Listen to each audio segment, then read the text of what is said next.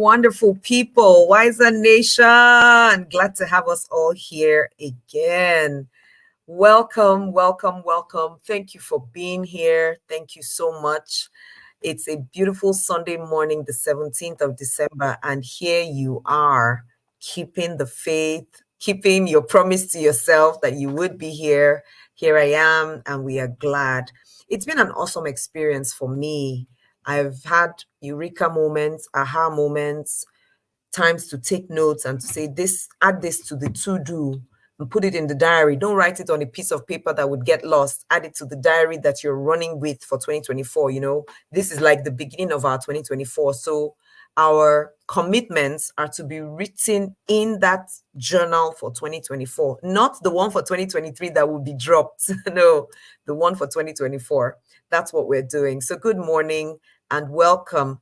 Do you have something by your side ready to drink, ready to write?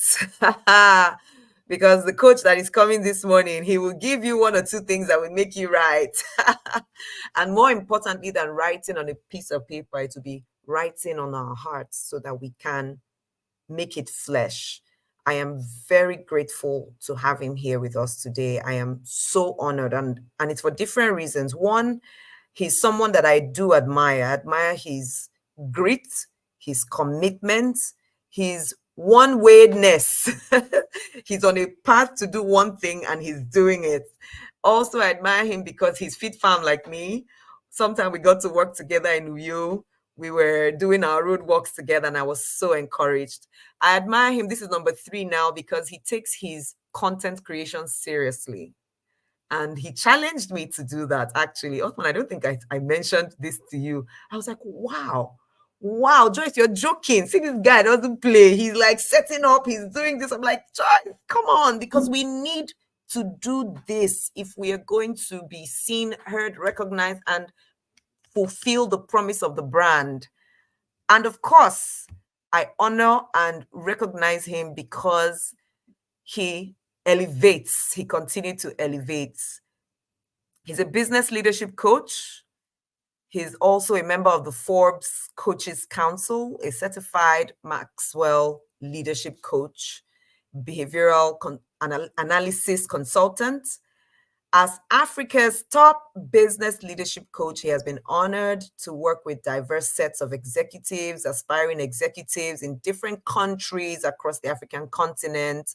And he applies himself to live events, books, podcasts, personal coaching.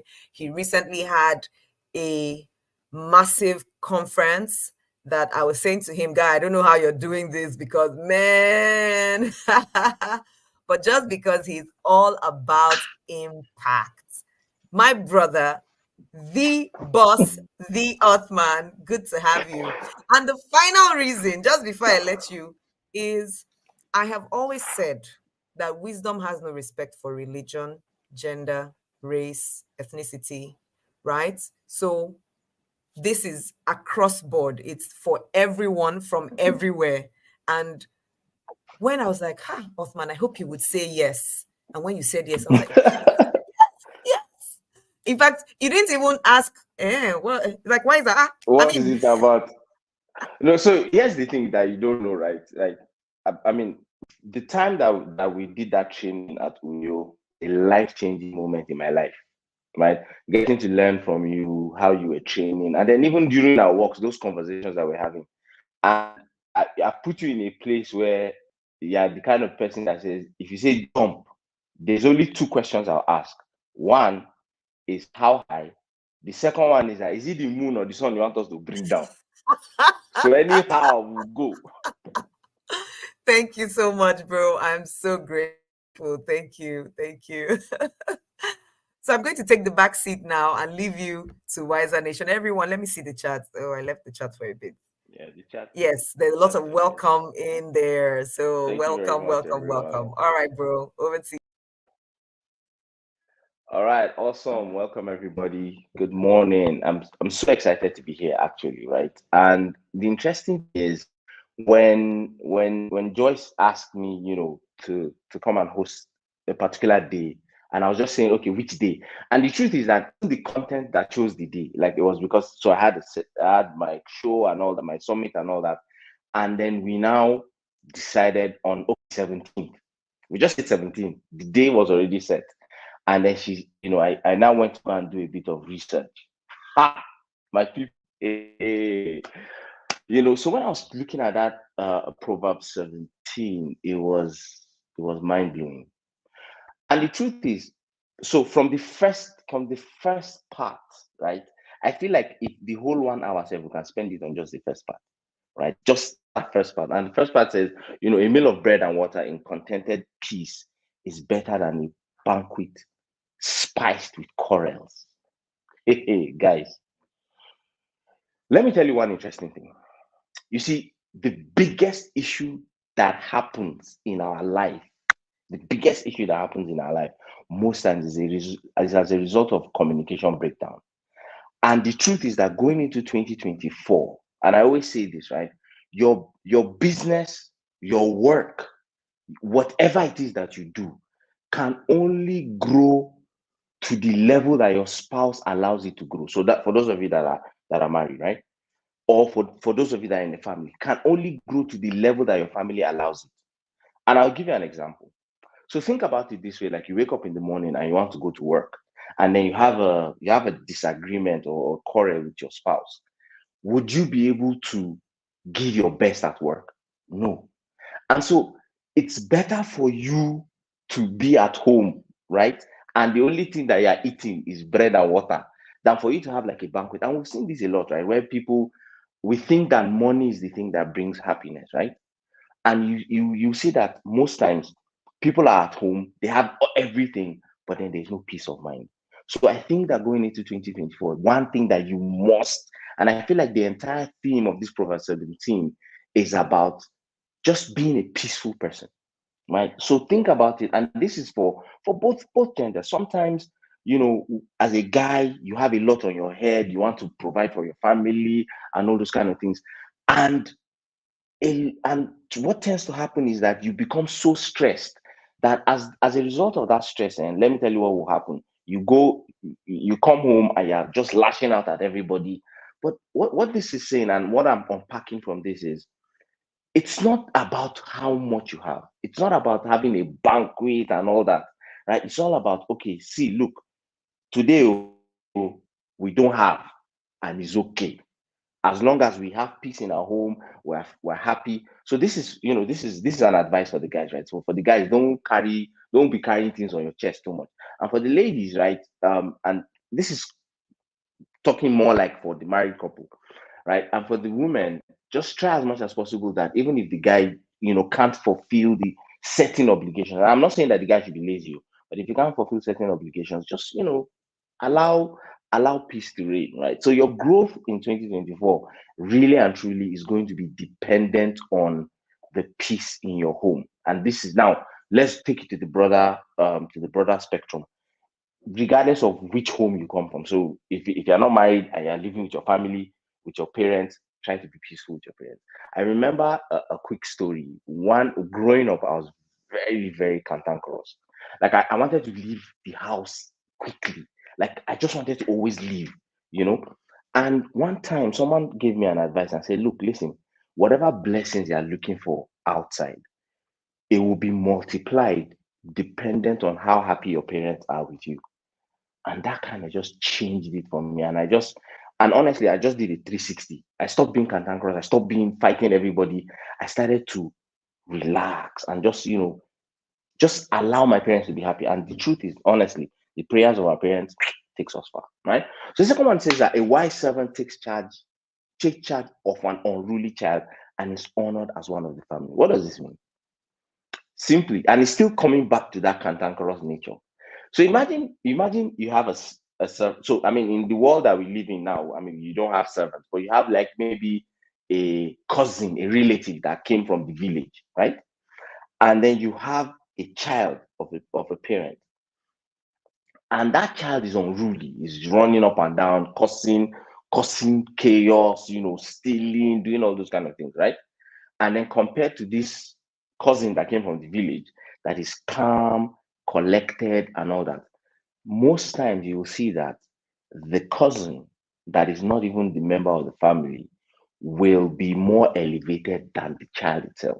So typically, people would naturally gravitate towards where there's peace, even if they are not part of your family. So your family members will raise up people, that are more at peace than you that is, being cantankerous and all that. So I think that the thing that I'll unpack from this is that regardless of what station you are in life, right, having wisdom and being a calm person, or being the kind of person that lives and let lives, it will elevate you.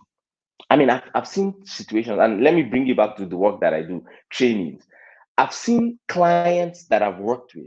So I'll give you guys a particular example. There's a client that I worked with, and the client, we had a training in Kigali, right? We had a training in Kigali, and I was supposed to go to Kigali. They sent the funds that we needed in Kigali, but there was bank issues. Do you know that that fund did not arrive in my account till a day for me to come back? And when I told the guy, I was like, "Oh, sir, the funds just arrived." He was like, "But what happened? How did you do it?" I was like, "No, you had already told me that work needed to be done now, so I used my own funds." I know there are certain trainers that they won't move until you pay them. Now, and I'm not saying that that's wrong. I mean, that's everybody has the business model that they run, right? But for me, I felt like it was wisdom for me to, because I knew that these guys had potential, and I knew that we had gone a long way. It was wise for me to just suspend my own personal inclinations and just go for the greater good, right? So I think that going into 2024 is very important for us to, have that wisdom to not always fight. It's not every battle that you need to fight, right? We like this, especially with Twitter these days. People just like to drag people, we're woke, we're saying that no, I can't take it. It's for my mental health. I must step you down. Sometimes, right?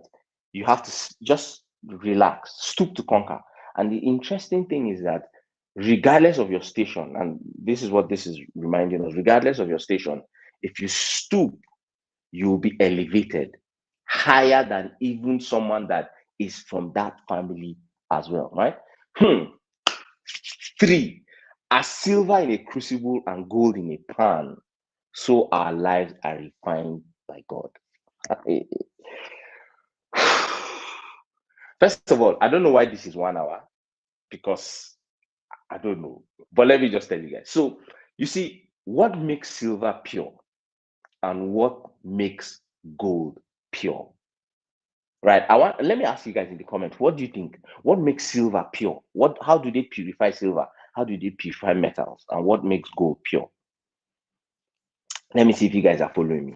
What do you think makes it pure? Heat. Yep. Fire. Thank you very much. Fire or heat. So, so here's the interesting thing. So, what this is a reminder that, okay, listen, silver is made pure by fire, right? Gold is made pure by fire.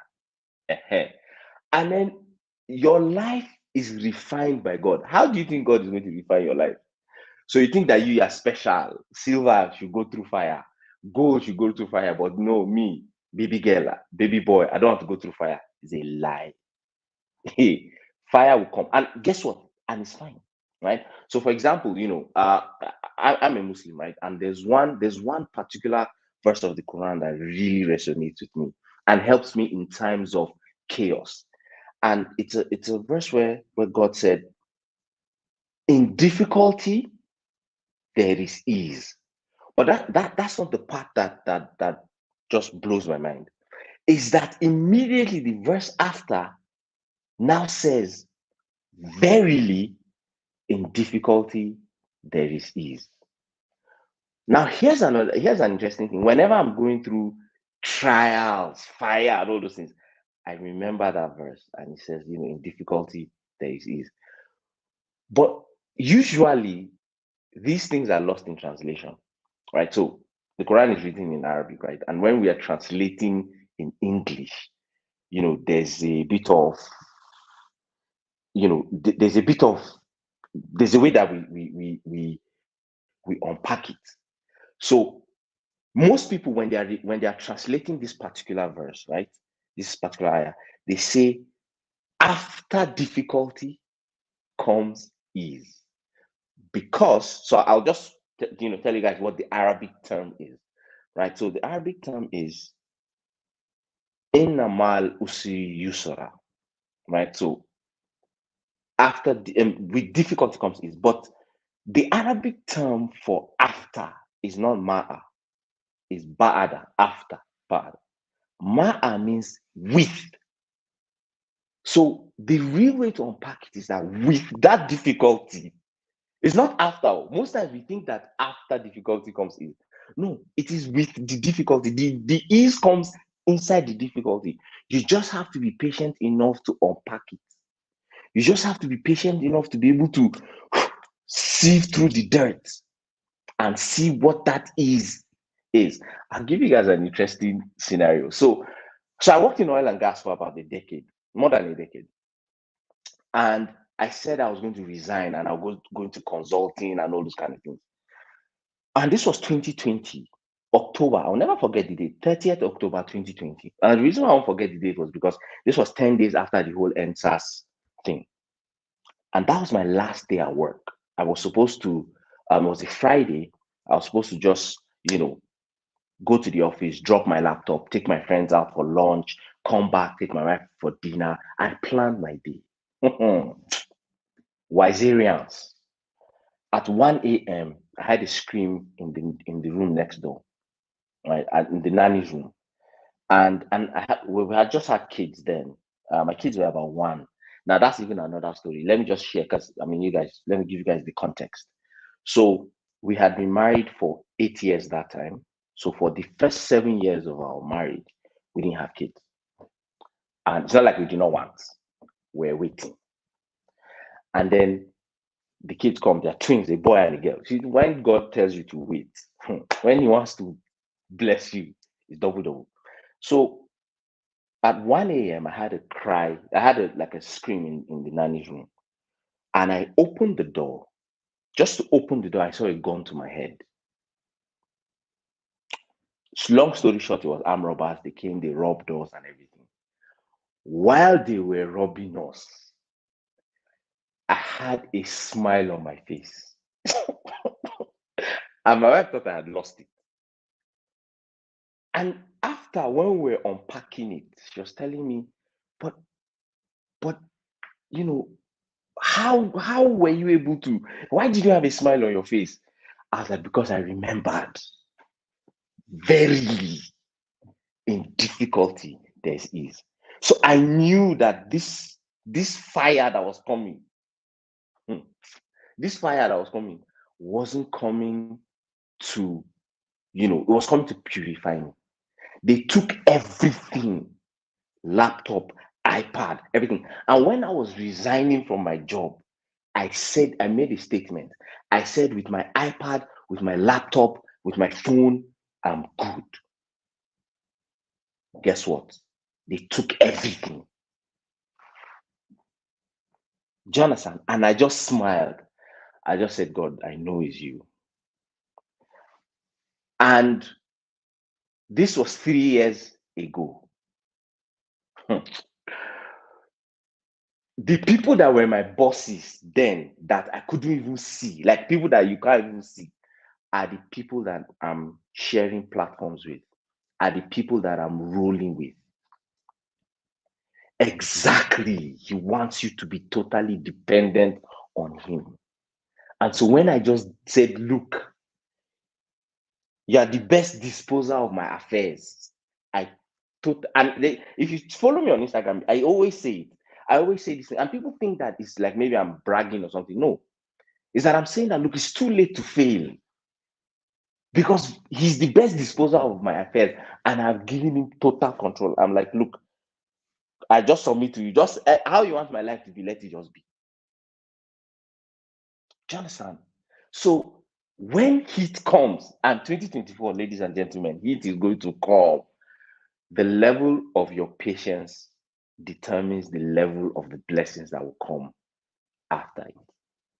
And so when you are going into 2024, right? The next point is evil people relish malicious conversations. The ears of liars itch for dirty gossip. Hmm. You see, this gossip of a thing, it's so serious. So in my faith, right? What we believe is that the prophet taught us that if you gossip against your brother or your sister, it's like you're eating their flesh. And so think about it. Would you want? And that was the example he gave. He said, "Would you want to eat your brother's flesh?" They said, "No." So he said, "Okay, when you gossip and you backbite, it is as if you're eating your brother's flesh." And on the day of judgment, right, there are people that are going to be raised up and they'll be seen to be eating people's human flesh. And those are the people that carried backbiting on top their head. That's a serious take on gossiping. And so when you know how you see, when most times, right, when our religious teachers are teaching us, they use examples to show you the gravity. Because sometimes you're like a cannibal. Because sometimes we don't see the gravity, right? We think, somebody passes. You see that guy we did here. Now Yahoo boy, they do anyhow. Whether it's true, whether it's not true, that's not your business. Right. So going into 2024, do not look, rank people. I want you to sit down and rank people. If the people that come to you mostly are always talking about other people, please find a way to run away from them. When the people that come to you are talking about, how to go forward, please, those are the people that you want to associate with. Because the truth is that if you show me 5 of your friends, I can't tell you who you are. So and the interesting thing about gossip is that when they gossip to you about somebody, be sure that they will gossip about you to the other person again. So do not, and this is also profound, right? It is evil people that relish malicious conversation. Choose your association. So when you see yourself sitting there, you're happy. I beg, give me this. What did that babe do? Ask yourself that: are you evil? Right? And so going to the next point, right? Whoever mocks people insults their creator. Gloating over misfortune is a punishable crime. Think about it this way, right? You mock somebody because all of us, you see, God is for all of us. Jones are not like this for all of us. So when you see somebody going through trials and you're mocking that person, automatically it's like you're mocking God, right? And also, we also have a belief, right, that if you mock somebody about a sin or something that they did, you will not die until you commit that same sin. Because God's own way of saying, focus on your focus. Nothing concerns you with waiting for another person they do. Sorry, I'm speaking broken. You have no business with what someone else is doing. I don't know if you get what I'm saying. So you have to be able to look at it this way and say, if somebody else is going through trials or something, pray for them. Do you know that something as simple as a car accident, instead of it say, hey, with all these drunk Abuja drivers, all these Lagos people, just pray for them.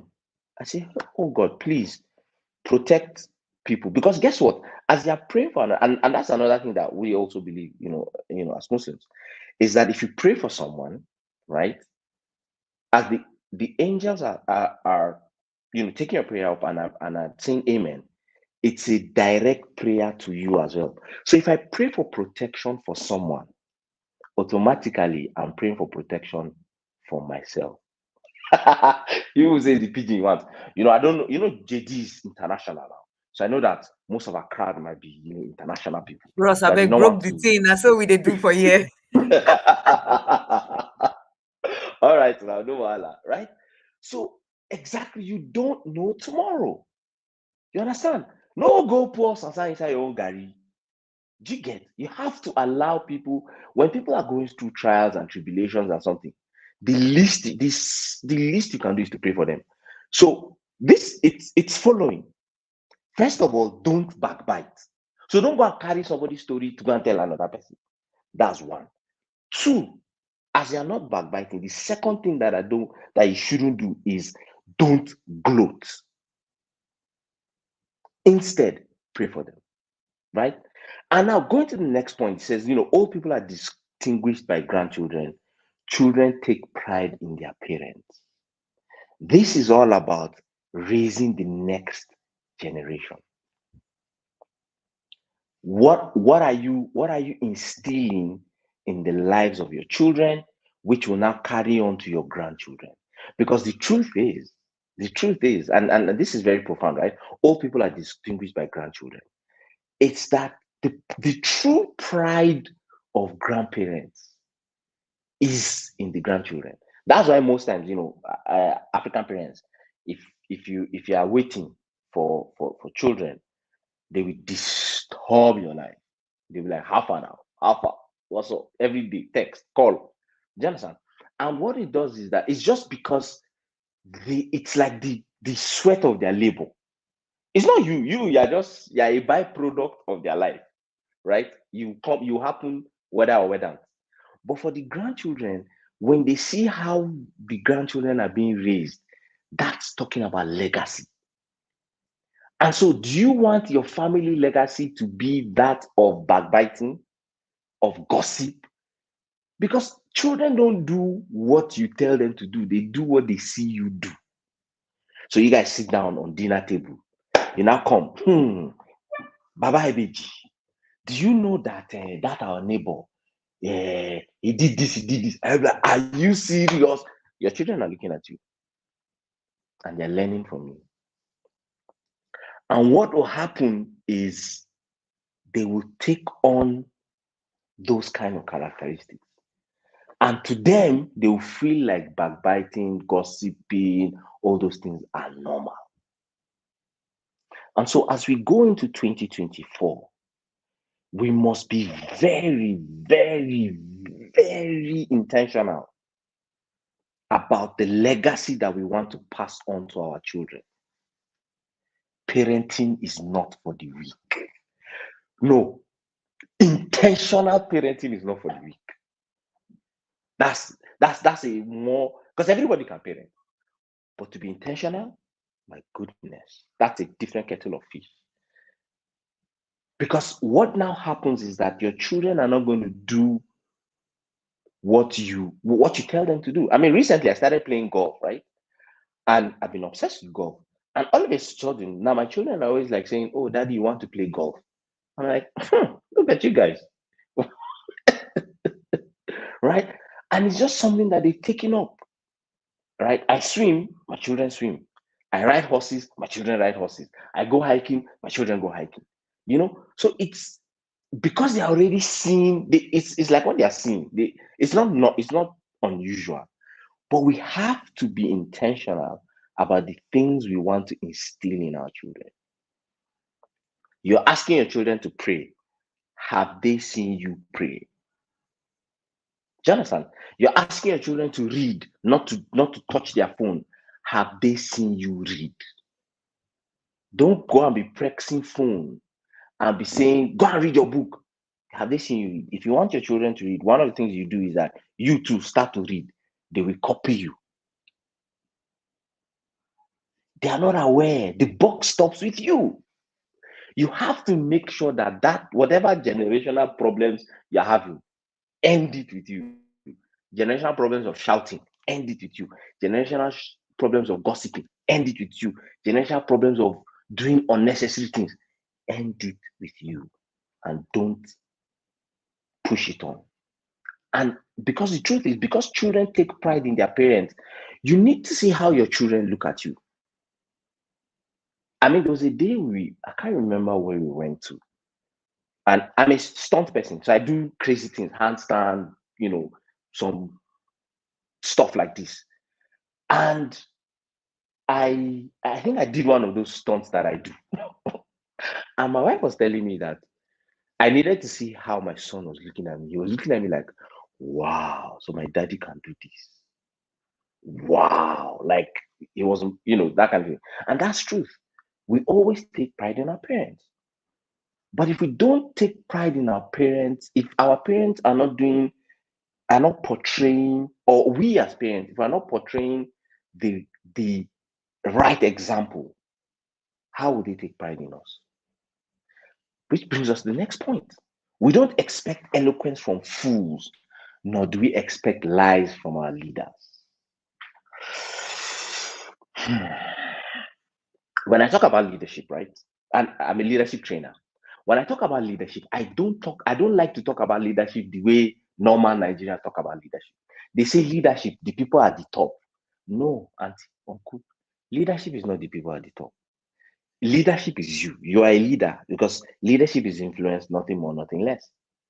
Who are you influencing? So the truth is, exactly, have you led yourself successfully? The truth is, for you to be able to be a good leader, and I'm going to use a lens of family now. You shouldn't lie to your children. And we say these small, small white lies where we say, oh, um, go and wear your shoe. I'll be right back. And then by the time they come, you have left. What are you training them? You're teaching them to lie. I remember there was a day we went to the hospital. One of the twins wasn't feeling too well. I went to the hospital, and the doctor said, "Oh, we're not going to give you injection." And the truth is, he was going to be injected. So we told him, we're like, "No, don't say that." I told my son that you're going to get an injection. It's going to hurt, but it will hurt temporarily, and it's going to make you feel better later. And the interesting thing was that the owner of the hospital was around at that time. She came in and she was just watching the exchange. So my son was like, "Daddy, I don't want injection." As I listen, they're going to inject you. Clear. Because even if they don't inject you for injection, they were going to take blood. So you are going to be pricked, whether you like it or not.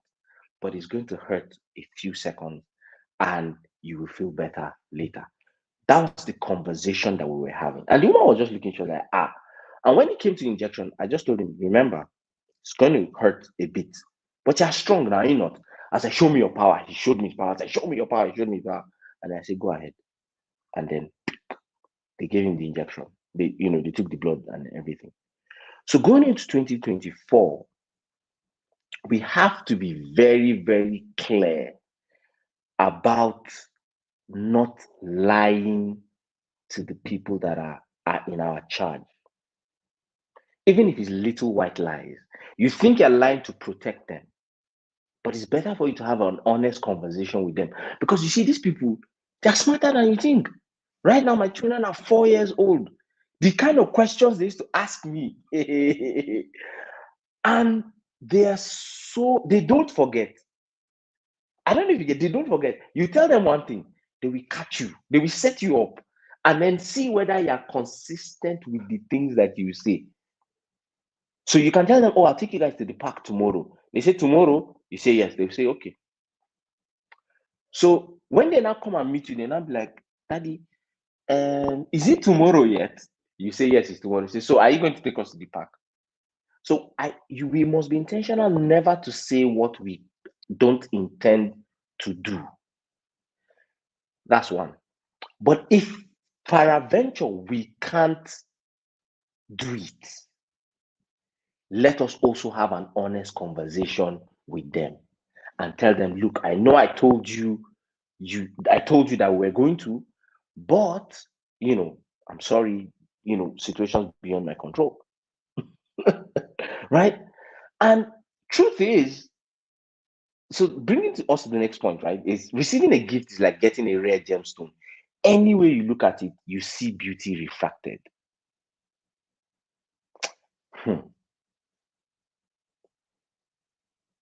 Regardless of what we do going into 2024, right? We have to be intentional. So, And I've seen in the comment section, right? People are saying, but daddy, you said, and it's true, right? We have to be intentional. And the honest truth is that going into 2024, I think that what we want to look at is whatever gifts we're giving, whatever situations we find ourselves, take it like a rare gemstone. Jonathan, take it. And I think that this is not talking about gifts. The way I'm unpacking it is seen as if, remember from the beginning, we had said that a silver is in a crucible and gold in a pan. The gift that we're talking about, rare gems. So you see, there's an interesting thing if you look at the thematic ways that it's arranged. So you first talked about silver and gold in a pan, and our lives are refined by God. And then now it's coming about receiving gifts and a rare gemstone. So silver, gold, rare gemstones. Those are really those are all the things that we're looking at. And so when negative experiences come, right, it is better for us to look at them as gifts, look at them as rare gemstones, because it is the way the diamond is refracting light and looking beautiful. That's how the gift that you're receiving, which is the basketballs that you're receiving, is refracting you to become a better person. So JD was talking about how do we, host physical events like that. So the boss summit that I held was, we had about 120 participants, and it drained me. It took my soul. That thing drained me. Do you understand? And but the truth is, I woke up the next morning, and I'm dramatic, right? So I woke up the next morning and I was going for a fair. And guess the shirt I decided to wear? I decided to wear my Superman t-shirt because I was walking around like I had an S on my chest because I felt invisible because of the gift of the stress. Waking up the next morning, understanding that, look, I've, we've overcome, automatically just made me feel stronger, right? So going into 2024, the next point is really profound. Overlook an offense and bond a friendship. Hmm. Fasting onto a slight and goodbye friend. Most times we want to call people out. I'll call you out. What do you mean? I'm my mental health. I'll call you out. We always do that. But you don't realize that sometimes overlook an offense. Just let it go. And this works to the people in your house, right? You have your nannies, your driver. So your driver makes a mistake. You say, how many times have I told you? Get sense, the C road. But if you just overlook, he knows that you saw it, but you overlook. That's why we complain that our staff don't stay with us. I give you guys an interesting scenario. So when my children were about 2 years old, my son had a habit of wanting to lock doors. He would run inside the room and lock the door. And we told the nanny, and because they are twins, and because they are my children, I know myself. We have energy for days. We hired two people to take care of them because we know that one person, they will just drive the person crazy. So there are two people, and we said at every point in time, you guys need to be together. You guys need to be with them. Put your eye on them. So this particular day, we had gone out with my wife. We had gone somewhere. And then the nanny now calls and she's crying. And I'm like, what's the issue? She's like, oh, that my son had gotten into the toilet and locked himself. Hmm. So we came back. Came back. We couldn't break the door, obviously, because he was standing behind the door and he was really scared and he was upstairs. So I had to now go and get a ladder, right? I got a ladder, put it by the window, called him to climb luckily there was something he could climb. He climbed and came to the window and I held his hand and I was looking at him. And I was like, you just look at me, just look at me. Are you? Then I told them that he's with me. They should break the door. So we got the security guy. The security guy broke the door. When he broke the door, my wife was crying. Tears. You know that kind of cry with tears, because the boy had cried. He had cried. And then we opened it. And we came in, she picked up this boy, and then so the nanny kept apologizing. I'm so sorry, We never said anything to her. We didn't even shout, we didn't even scold, we didn't do anything. I just told my wife, look, let it be. It's fine. He's fine, right? It's only the door that is broken. It's fine. Now she's been with us, we thank God, for about 3 years now, 3 years plus. And it's not typical in this part of the country, because most times they go home, they don't come back. But I know it's those little things, because she goes to our friends' houses and she sees how our friends treat their nanny, and they know. So most times, if you want people to stay with you, I think that um you have to be able to overlook an offense. I have a saying that says, if it's not going to matter in 5 years, don't spend 5 minutes on it, right? And also the second point, right? I mean, the next point, a quiet rebuke to a person of good sense does more than a whack on the head of a fool. So you don't have to shout. You want to correct somebody, don't shout. Don't call the person. You see this thing that he did, oh, makes sense. No, try him again. Do you understand? So it's just putting up following that point. So we have to be sure that we don't, because of this whole woke culture, right? You don't want to be the kind of person that is always shouting every small thing. You don't put this table here. You don't do this thing here. You don't do that. Calm down. And I think that this next point even buttresses that point. Say criminals out looking for nothing but trouble won't have to wait long. They will meet it coming and going. So when you find yourself shouting up and down, just ask yourself, are you a criminal? Because if you are not a criminal, why are you looking for trouble up and down? And if you are looking for trouble up and down, guess what will happen? You will find it. So live and let live. That's why you find that you are watching from CCTV. They are knocking your child. They are only knocking your child because you have shown them that you only understand violence. You don't like peace, right? So, and I think that this next point, right? Better to meet a grizzly robbed of her cubs than a fool hell bent on folly. I think it's a reminder. So after all these things that we've talked about, be nice to people. Be nice to people. Don't allow things get you ruffled. And it's a reminder to us after reading this. It's telling us that, listen, right? Are you hell bent on your folly? You have to change your life. Because if you are hell bent on the folly of shouting, no, that's why I be. I dey give am hot. You try me, I go just burn you. Have you seen a grizzly that is robbed of her cubs? It's hysteric. It's just trying to just scatter everywhere. Do you understand? So it's a reminder that if you don't change your life going into 2024, if you don't change, all the things that you're doing, you're going to be like a grizzly robbed of her cubs. It's like you're not sensible. Do you understand? So going into 2024, and you want to have a wise way of doing things, it's not by shouting. It's not by raising your voice. Do you understand? There's a way you can get people to do things without necessarily raising your voice in a calm way.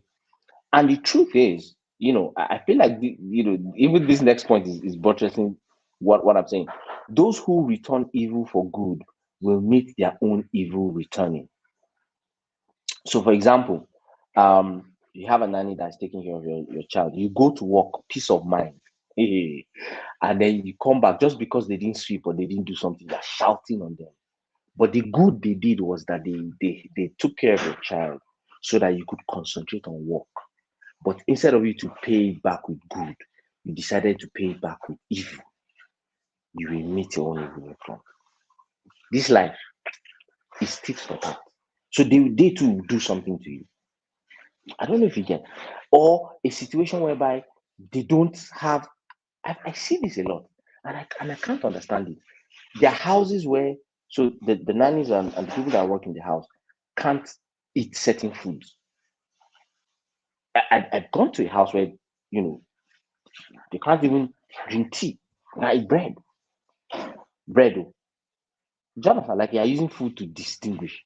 For example, one of the intentional things that we made sure we did in the house was everybody eats the same thing from the same cooler. You come, you fetch your thing, you go. Jonathan. So one of the things that I realized is for us, how do you ensure, right, that you are not those that are returning evil for good, right? And one of the ways that you can make sure that you don't return evil for good is live and let live. Live and let live.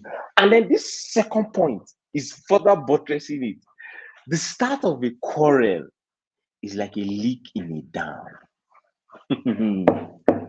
Stop it before it bursts. You only know the beginning of something.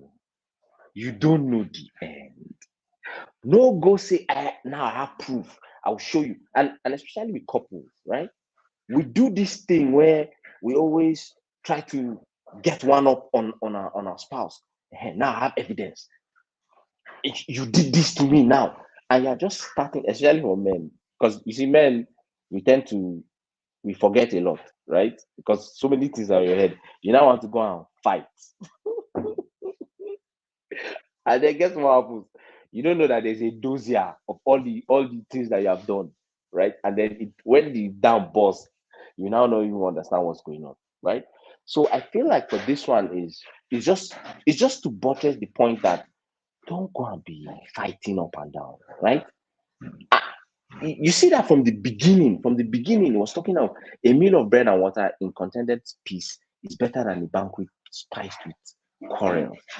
It's talking about it's everything here is like how to have a better home. Do you understand? How to have a better home and a better country and a better nation is that these are the little steps that we need to take, right? And then the next one, I think this is now coming from the home, is don't start a quarrel. But then when we go outside, let's not whitewash bad people and throw mud on good people because those two are equally abhorrent to God. What does it mean? Because we know somebody has bad character, but because the person gives us money, we whitewash the person. Hey, honorable. And I always say this thing that how we can end corruption as a country is for you to go back to the family system. Because I'll give you an example. If your family knows you earn a particular amount of money and they know that this money that you earn, you can't use it to buy the car that you are using.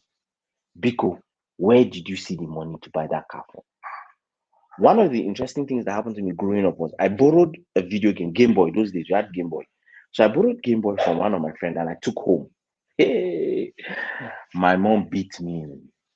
She told me, in your life, never, ever, ever, ever do that again.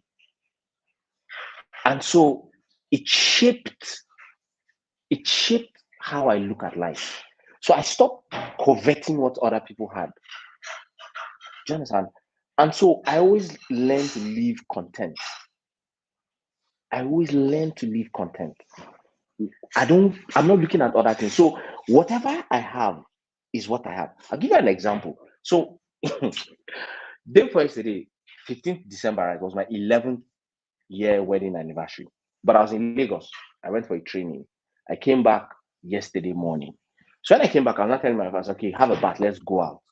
So we wanted to go out for a date, right, to commemorate our 11 years.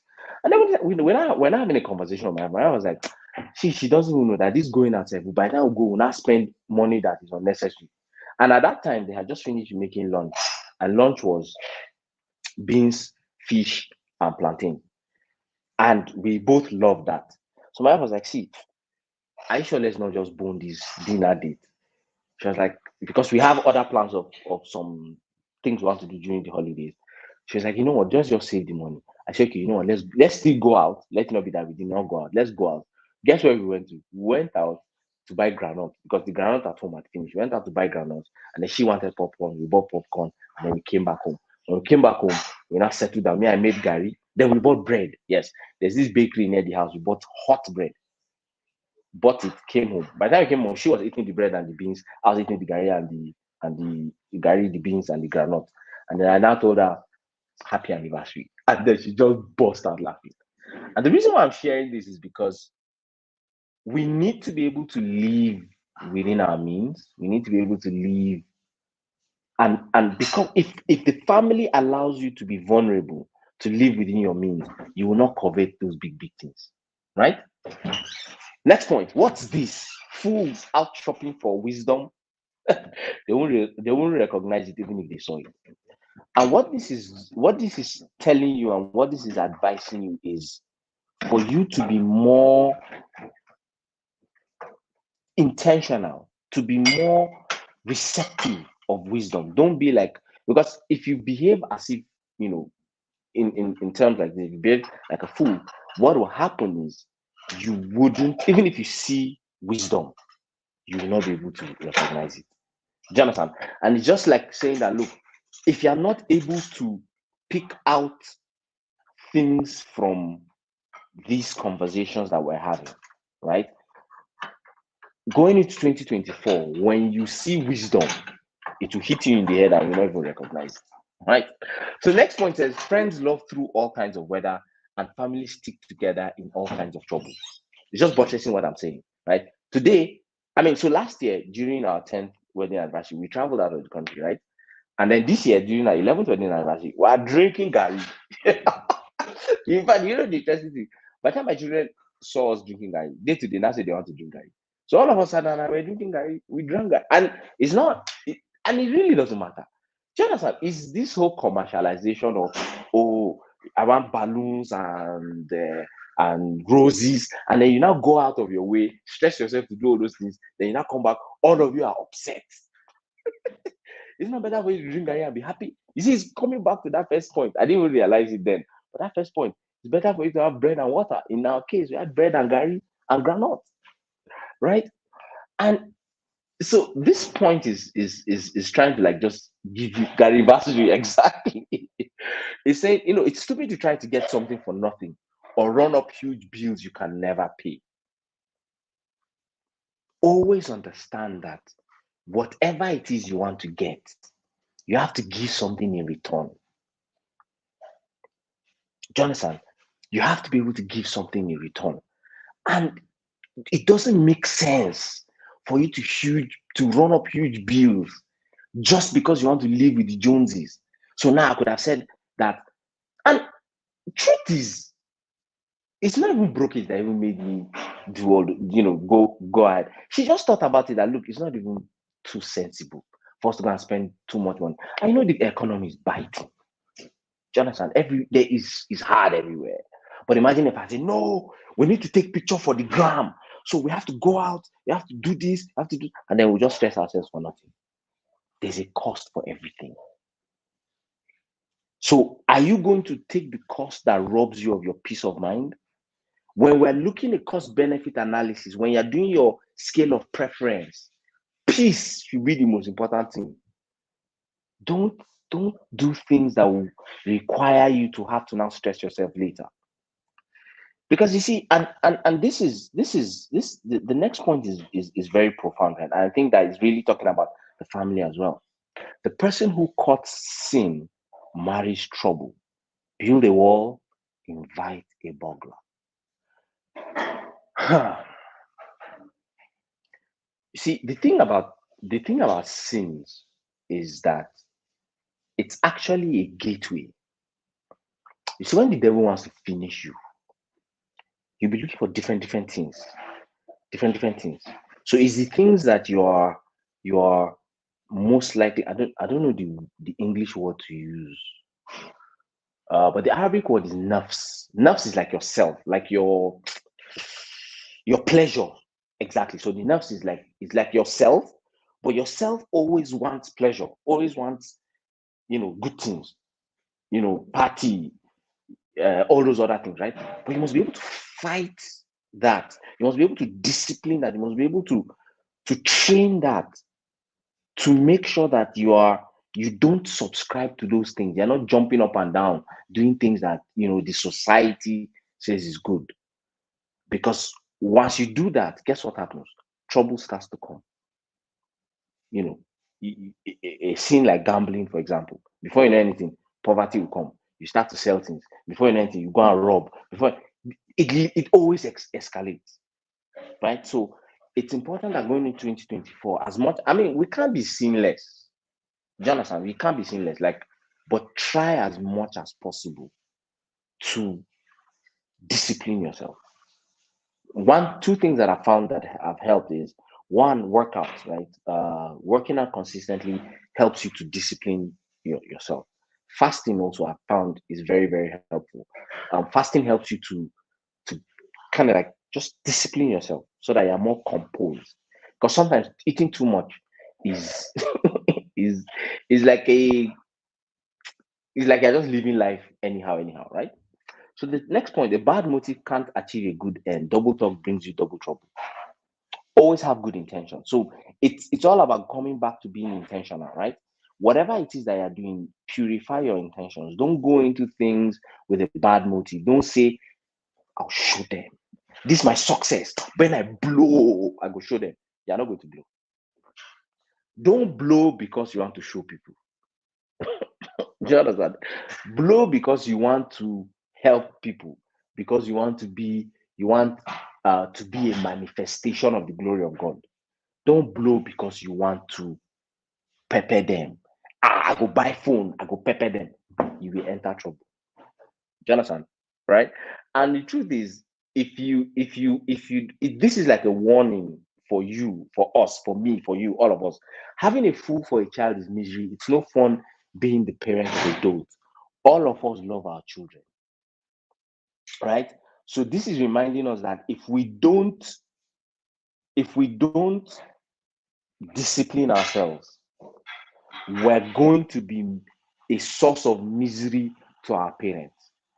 So this is like trying to buttress the point, say, okay, all these things that you have heard, take action. If not, you'll be a misery to your parents, and nobody wants to be, miserable to their parents, right? The next point, a cheerful. This is. I think of all this is like my favorite point. A cheerful disposition is good for your health. Gloom and doom leave you bone tired. And a lot of times we used to tight our chest. Want to now you serious pass for this Africa.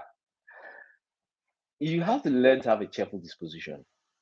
You have to learn to be very open and free. I'll tell you guys an interesting thing. I learned something from JD when we had that training. So usually when I'm in training mode, because I'm a very task-oriented person, when I'm in training mode, I'm training. No, nobody should talk to me. That kind of thing. And so, but I noticed that one of the things I learned was I saw how she was very free. Sometimes she wouldn't pick call and do video selfie with the participants, and I'm like, wow. I learned that and I implemented that. So now even when I'm in training, sometimes I can call my children and I'm like, hey guys, say hi to the training class, because it keeps you up and going, right? So have a cheerful disposition.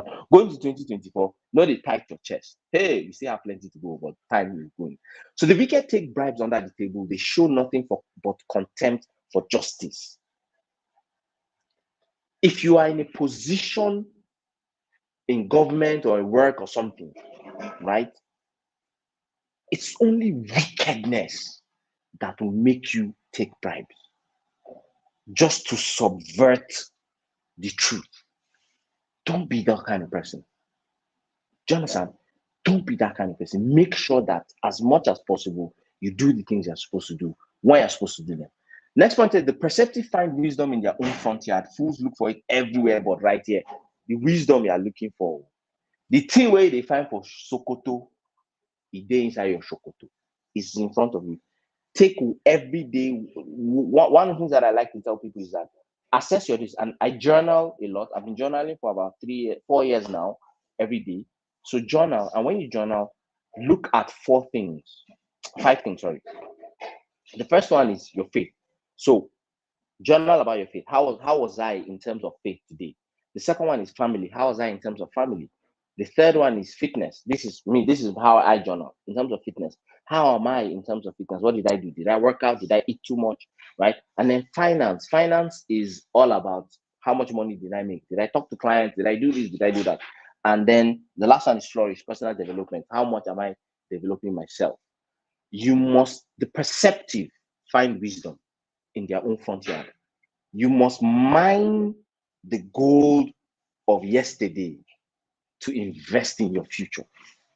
What does that mean? When a day passes, mine the gold. What are the gemstones? What are the gifts? What are the gemstones I can take from it? And then how can I invest it in the future to move on? Right? A surly, stupid child is share pain to a father, a bitter pill for a mother to swallow. It's just reiterating what we said. Don't be a surly, stupid child. Leave stupidity in 2023. You are wiser. Move into 2024 with wisdom and discernment. It's wrong to penalize good behavior or make good citizens pay for the crime of others. That is the issue that we're having in Nigeria. You do good, they penalize you. You join queue, the fuel finishes, you don't shunt. You don't do chua, you suffer. You go to do your passport, you don't give them bribe. What will happen? Your passport doesn't come out on time. And then those that give the bribes, their passport comes out on time. That's the issue. As a country, we need to learn to stop penalizing good behavior. Do you know that there was a day I stood by a red light and somebody came and was insulting me? And you know, the interesting thing was that this guy had his children in the car. And I'm like, what are you saying? My children now know red means to stop, green means to go. Do you understand? So let's not penalize good behavior. And then the one who knows much says little.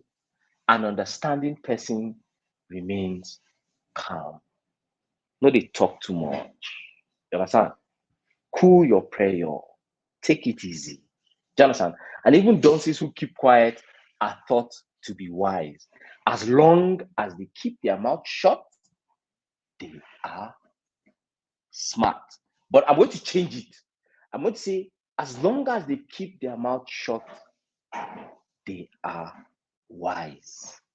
So going into 2024, my dear Wiserians, I tell you to keep calm. It's not everything that you have to talk.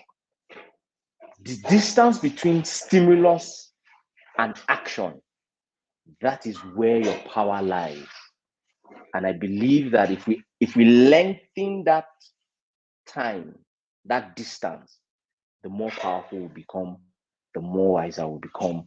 And as you go around and you're having a beautiful 2024, I want you to know that I believe in your capacity to be great. Thank you very much, JD, for having me. It was really fun. And oof, I'm having goosebumps, Seth. This was this was Gosh, amazing. see how you just were spinning this same chapter that we read for 4 years, like we've never seen it before. Thank you so much. You could see from the chat that everyone was getting insight. I already know, even before we start hearing the testimonials, that people are making better decisions for their family life and living, and not just family life, living with people, human relations. Thank you. Yeah. You really were able to unpack it in a way that is real to us. So when we're about to make some silly decisions and we're about to penalize good, we would remember, right? Thank you so much, my brother. I'm so, so, Thank you so very much. grateful. The messages are just coming. So people, what you can do for us is when we drop the thank you flyer, please tag him, put it on your stories on Instagram and tag him and tell everyone, hey, this was the guy who spoke here today and it was profound. Please do that. I am so grateful. Somebody is saying, thank you, sir. Jaza Kumula Kumula Kairan. Iron. Khairan. What does that mean? Thank you very much. It means like praying for blessings on you. Amen to that. Thank you. We pray for blessings on you, on your family. Congratulations on your 11th anniversary. Kisses Thank to the you. babies. We love them. And we can't wait to do a video call. Yes, so All right, bro. Have a blessed Sunday, everyone. God bless you. We love you. Bye for now.